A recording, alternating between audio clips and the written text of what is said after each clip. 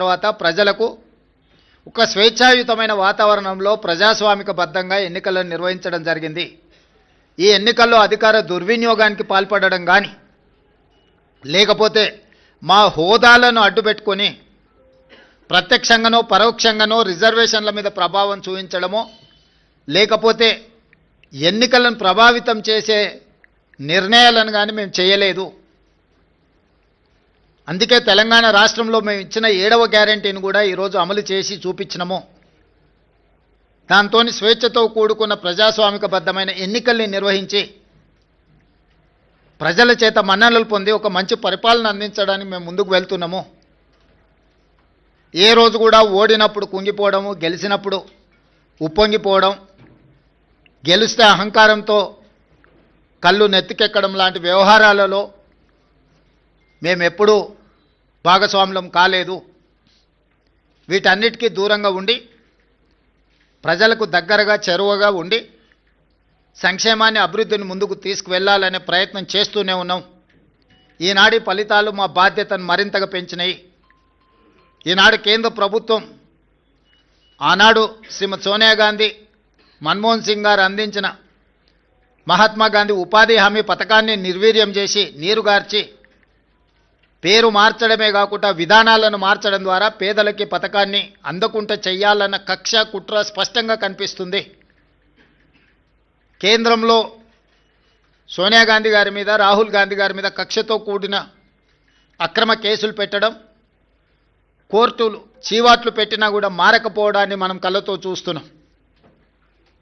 వీటన్నిటిని దృష్టిలో పెట్టుకొని ప్రజలు ప్రజాస్వామికబద్ధమైన కాంగ్రెస్ పార్టీ ప్రజలకు రక్షణ. అందుకే ఈరోజు తెలంగాణ ప్రజలు కాంగ్రెస్ పక్షాన బలంగా నిలబడ్డారు. ఈ స్ఫూర్తి కొనసాగుతుంది. భవిష్యత్తులో ఇంకా బలంగా పనిచేస్తాము, బాధ్యతతో పనిచేస్తాము. ఎదిగినా కొద్దిగా ఒదగాలి అని పెద్దలు ఏదైతే సూచన చేసిండ్రో వాటిని దృష్టిలో పెట్టుకొని ఆ విధంగానే ముందుకు వెళ్తాము. ప్రతిపక్షంలో ఉన్న వాళ్లకు అధికారం కోల్పోయినా అహంకారం తగ్గలేదు.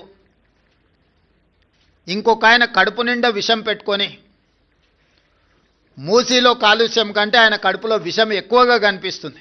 ఆయన మాటల్లో, ఆయన చేతల్లో, ఆయన వ్యవహార శైలిలో. ఇప్పటికైనా ప్రజా తీర్పును గౌరవించి ప్రభుత్వం తీసుకుంటున్న నిర్ణయాలకు సహకరించి ముందుకు రావాలి. ఏదైనా మాట్లాడతాం, ఎట్లయినా మాట్లాడతాం. బరితెగించిన విధానాలతోని ప్రజల్ని ఇబ్బంది పెడతాము అని అంటే ప్రజలు ఇచ్చే తీర్పు ఈరోజు వాళ్లకు కనువిప్పు కలగాలి అని నేను అనుకుంటున్నా. ఈ ఫలితాలను చూసే అద్భుతం అనుకుంటారు. సంతోషం. ఈ అద్భుతం 2029లో కూడా జరుగుతుంది మీరు కోరుకున్నట్టే. 2/3 మెజారిటీతోని 2029లో కాంగ్రెస్ తిరిగి అధికారంలోకి వస్తుంది. 1/3 మీరుంటారు, 2/3 మేముంటాము. ఈ తీర్పు 2029లో కూడా పునరావృతం కాబోతుంది. ఇప్పటికైనా అహంకారం తగ్గించుకోండి, అసూయను తగ్గించుకోండి. తెలంగాణలో అమలు జరుగుతున్న సంక్షేమ అభివృద్ధి కార్యక్రమాలకు సహకరించండి. బాధ్యతాయుతమైన ప్రతిపక్షంగా వ్యవహరించండి.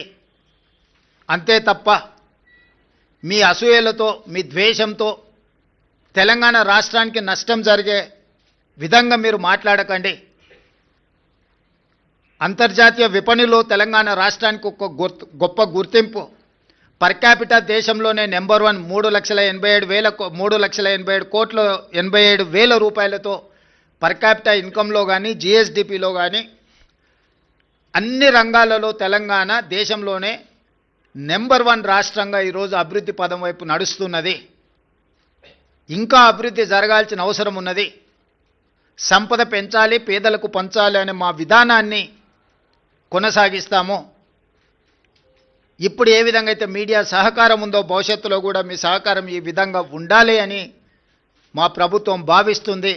మీడియా మిత్రులకు కూడా మీ సహకారం అందించినందుకు